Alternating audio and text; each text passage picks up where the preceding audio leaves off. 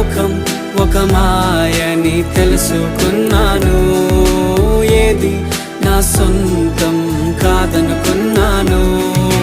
తప్పిపోయిన కుమారుని నేనైతే నా కొరకై నిరీక్షించే తండ్రి నా యేసు. తప్పిపోయిన కుమారుని నేనైతే నా కొరకై నిరీక్షించే తండ్రి